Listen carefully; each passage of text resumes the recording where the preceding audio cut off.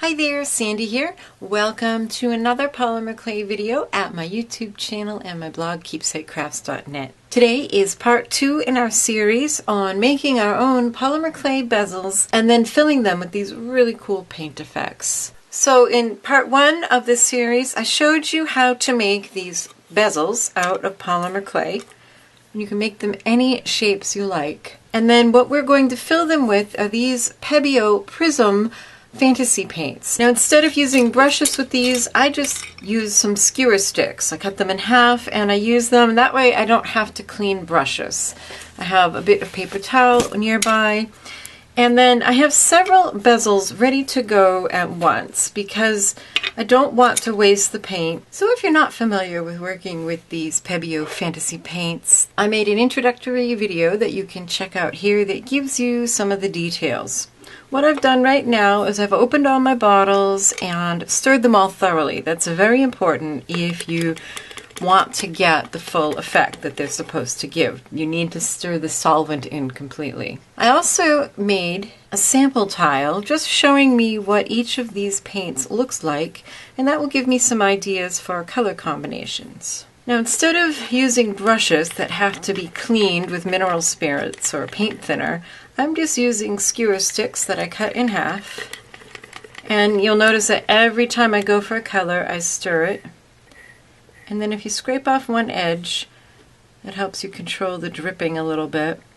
And then you can start playing. It's good to have several bezels going at one time.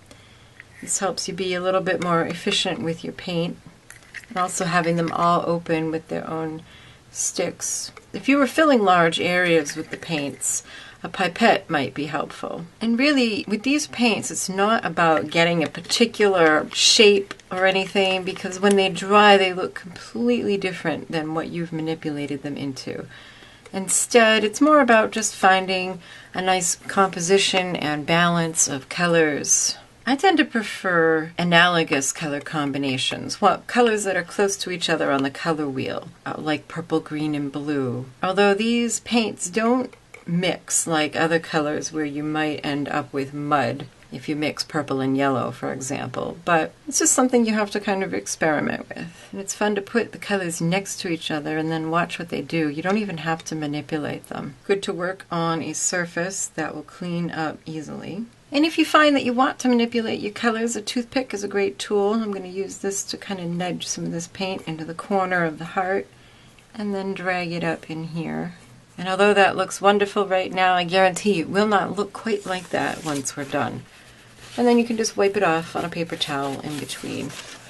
So really the best thing to do with these is just play and experiment. I've sped this up a little. Although, unlike in many other projects, watching paint dry in this case is actually kind of cool. And if you wipe off most of your stick, you can then add little dots. Now all of the paints I have here are Prism, the ones that will give you this honeycomb effect, except for this one. This is a moon paint, and instead of giving that effect, it's more of like a mother of pearl, pearlescent look. You could see how that is giving you that hexagonal cellular look. The moon paint's kind of fun if you just put it next to one of these other ones and then watch what it does. See how it's just kind of crawling into there? It's really cool. And as you're doing this, you'll realize why when we made our polymer clay bezels, we wanted to make them a little bit on the deep side, because the thicker you put this paint in, the more you get the effect. Now it's important to note the drying directions on this paint. It is not a quick whip it up tonight project. They say that it's 6 hours until it's dry to the touch and not fully cured for 72 hours. So before we add our Resin Dome, we really need to let it cure for that full 72 hours at least. And I found sometimes if you just put a single drop of color in, it'll get swallowed up. So you'll need to add a little bit more than you think you need if you want it to be stronger in a certain area. And then as you finish with the colors, all you need to do is wipe off your sticks with the paper towel. And as long as you didn't spill any or make a mess, that's it for cleanup. So I'm going to leave these here to finish doing their thing, and then I'll come back and show you the results after a few hours. So here are my pieces. They've actually been sitting for about 3 days, so they are 100% dry and completely done doing their thing. And it's interesting, the ones that you thought you'd really love, some don't always turn out to be your favorites, and some of them move more than others.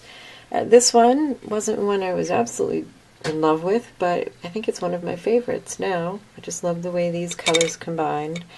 And I'm always a fan of the blue and silver. Now, as long as you didn't fill up your bezels completely, if there are some that you don't love the look of, then you can go ahead and get out your paints and start over again. Cover this up and try again with different colors. Maybe mix them better if they didn't mix properly, or do a different combination. Do let them dry and sit for the full 72-hour curing time before we move on to the next step, which is adding the resin dome. So once your pieces are all dried and you're happy with them, you can add a lovely resin dome using magic gloss. You can use any resin you want. I really like magic gloss because it's quick.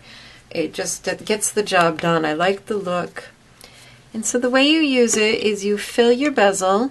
I have the big bottle here, but you can buy it in a smaller one. And just take your time, kind of bring it to the edges. And the stuff is self-doming. So you get a nice dome on the edges. You just slowly and carefully pour it in until it fills the area that you want. If you need to, like this has kind of tight corners, so I'm just going to nudge it gently into those corners. Now you can see you have this lovely dome here, and that's great. You may have a few bubbles, and if you wait a little while, the bubbles will generally rise to the surface. Sometimes you can give it a few gentle taps to let the bubbles rise, and you can let it sit for a few minutes. But keep in mind that it won't hold the surface tension forever. After a while it will release and then it'll spill all over the place.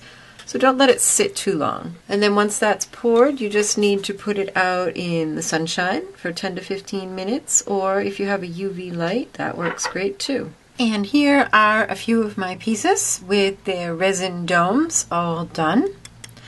And here's a trick for you. It's a blustery, windy day outside at my house. So what I did was, for each of my pieces, I just took a glue dot, you'll find those in the scrapbooking section, and then stuck it down to a tile. Unfortunately, you can see what I did here. I flexed this as I pushed it down on the tile, and it had already started to cure in the sun, so my dome is a little rippled.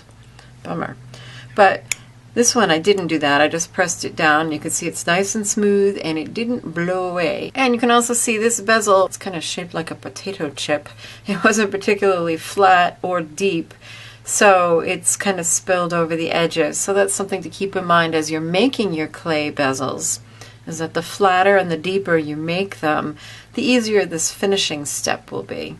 But I still like the way this looks. So if you used a purchased bezel like this one, of course you can just string it. It's already got a bail on there. You can just string it on a chain or cord and you have a piece of jewelry. For these clay ones, what you can do, you can drill a hole just using a little drill bit. And then here I've attached a jump ring and a tube bail, which is really nice for using any kind of cording. But there are other types of bails. There's this type which is a pinch bail, so I could drill a hole and then just squeeze it right on there. This is a glue-on bail. You just glue it to the back of your piece and then add whatever you want for stringing materials, and you've turned your pieces into pendants. So if you're interested in the supplies I used in this project, there's a link in the upper right to go to my accompanying blog post. If you're new here and you haven't already subscribed to my YouTube channel, make sure you do for 3 new video tutorials each week. I upload every Monday, Wednesday, and Friday. And if you're interested in supporting my videos, check out my Patreon page. You can also share your ideas for future projects in the comments below, and I'll see if I can make you a video. So here's another look at the project we made. If you liked it, give it a thumbs up, share, and leave me a comment. Happy creating. Bye-bye.